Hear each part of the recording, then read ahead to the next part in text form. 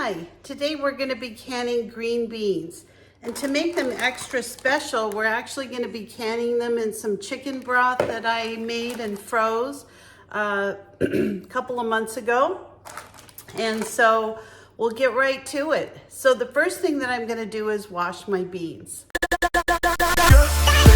So I picked these beans this morning. So all I'm going to do is just kind of go through these. They've been soaking in this cold water, and I'm just going to kind of rinse them off and put them in a colander.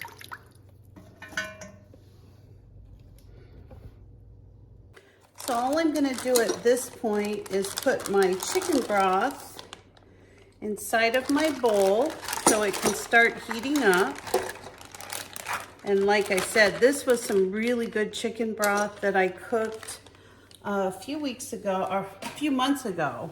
And it was very, very, very strong. I made it from the bones. I had lots of bones. So I'm just gonna heat this up and kind of get this to a boil. So canning beans is not a difficult process. It's just time consuming. So what I do, I usually leave the little tail end of the beans on, and I just cut this top off. Now, I actually grew stringless beans this year, so there's not really any string. You're just gonna snap these. So it's gonna make it really easy. The white ones, well, they're not white, they're really a yellow wax bean. These actually are so young that I don't think you're gonna see much strings on these either. But I always do kind of go through and snap the bean closest to the vein. And that way, if there is a string, it comes off really easily. So I'm just gonna take care of this, and then I will get back to you as soon as all these beans are done. So the next step that I'm gonna do is I went through and cleaned all of my beans and kind of broke them in half. So the next step is I'm gonna put them into the jars. All I'm gonna do is put the beans into the jars, and I try to pack them down the best I can. I like to have a nice amount of beans. Even if I don't finish them in one night, I can always have them the next night. And they're so good with the broth. So let me just fill these up. And I usually fill them up about just shy of the neckline here. I don't know if you can see that. I try to put in as many as I can fit.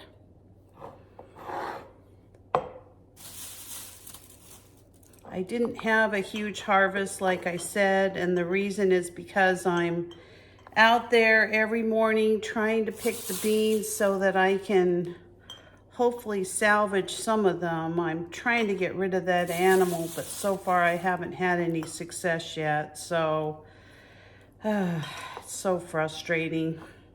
That's the problem when you're an organic gardener. And all I'm doing is just tapping these beans down to make a little bit more room. So I'm gonna just push those down in.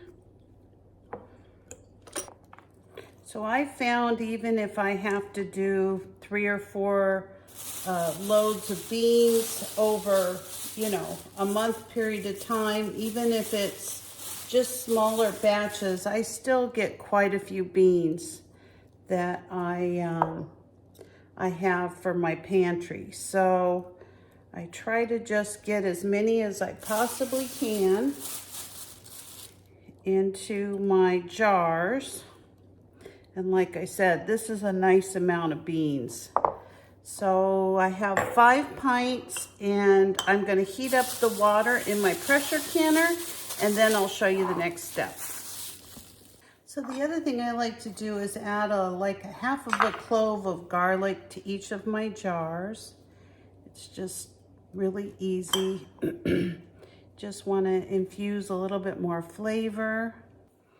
Okay, so while the water's heating up, I'm gonna go ahead and put some of my chicken broth in these jars. And we're gonna fill them up to about 1 inch away from the top of the jar.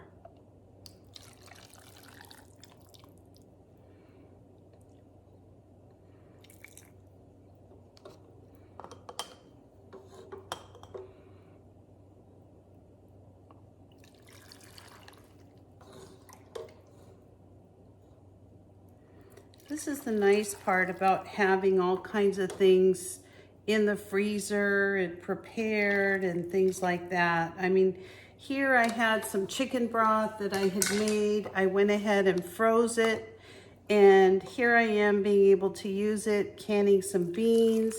It's just, you know, the whole thing about preserving and preparing and, you know, trying to be ready from when you know, are going to preserve food or what have you. It is just a great way to, you know, make use of the things that you have. I mean, these were chicken bones that I was able to utilize, and these beans are going to be much better than if I just cooked them in water. Although I have cooked beans in water many times. I mean, they do come out also. These just add a whole bunch more flavor. So let me get these in here.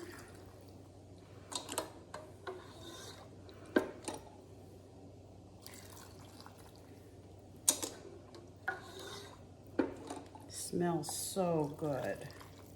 Okay, so the next thing we're gonna do is just take the air bubbles out. So I like to use a wooden skewer. I just think that it's just an easy way to do it.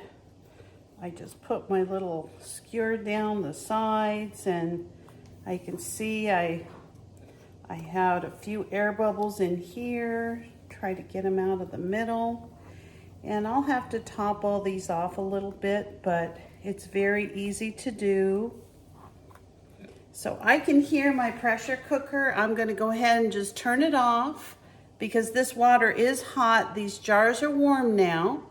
So I've gotten all the air bubbles out of these. All I'm doing is just topping these jars off to within 1 inch of the headspace of the top of the jar. And that is crazy. I couldn't have got any closer to having the right amount if I tried. That's just unbelievable. Alrighty, I got a drop left.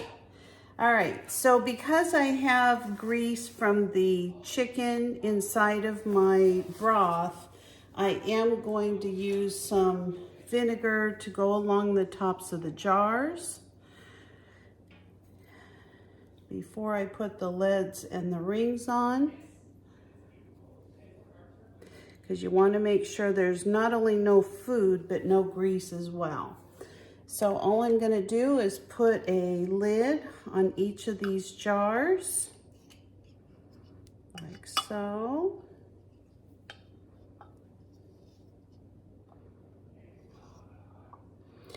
And I'm going to take a band and put that around them. Just tighten them finger tight, not too tight.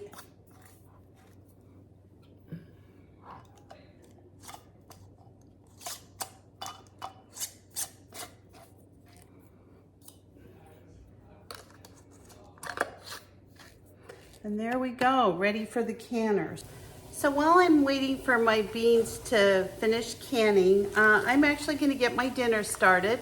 I'm gonna be having some corn on the cob, which I had froze and used my food saver to take all the air out. So these should taste just like fresh corn. And then I've got some pounded steak. I'm gonna pound it a little bit more, and I'm gonna flour it, and I'm gonna cook it up in a cast iron skillet. So that's gonna be my dinner tonight. I think I'm gonna make a little gravy for it, so let's see what happens. So all I've done is taken about 1/4 cup of flour, and to that I've added about 1/4 teaspoon of pepper and just a little bit of salt. I'm just gonna stir this up together. And then I'm gonna take my pounded steak, And I'm just gonna dredge that in the flour. I've got my oil heating up right now. It is gonna be so good. Now some people put it in milk first and all that, but I found this works just fine. Okay, I'm gonna go ahead and put my meat in here. Get that started. Now after my meat is all cooked up, I'm gonna take the leftover flour and I'm just gonna put it in there with the hot butter and oil. And I'm just gonna give it a stir. Okay, I'm just gonna let that cook for a few minutes and then I'm gonna be adding a few more seasonings along with some milk to make this into a nice milk gravy. Looks really good. I usually try to get this a little brown because I don't like my flour uncooked. So this will be real tasty. All right, so I'm gonna add a little bit of milk into this. I'm just gonna give it a stir.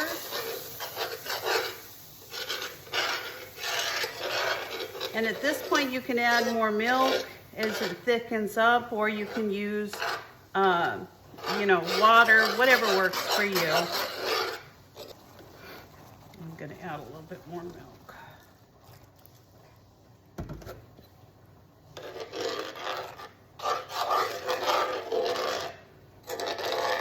Okay, we're back and the gravy is all done. My dinner is all done. All right. So all I'm gonna do is put a little bit of this gravy right over my bread and over my meat. This is a very countrified dinner. I don't know why it sounded so good tonight, but it did. I've got a couple pieces of corn.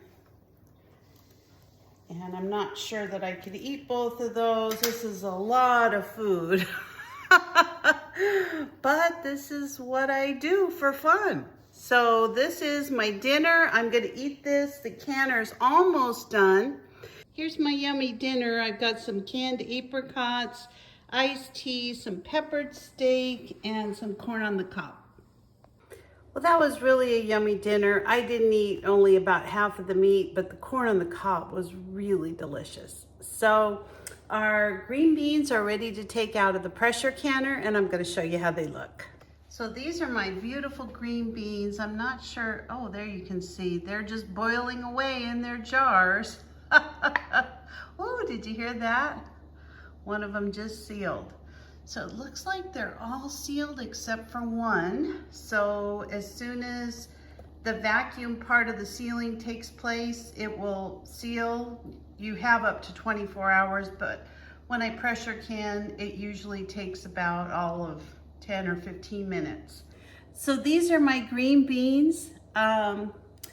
They're not hard to can at all. Like I said, you just have to be very careful that you're doing the right thing and following the instructions.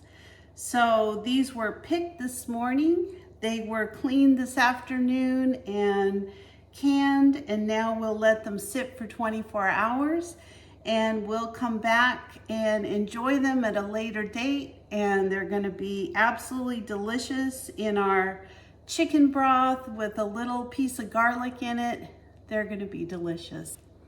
Thanks for joining me. I hope you enjoyed this episode of Canning Green Beans. We'll see you next time. Bye-bye.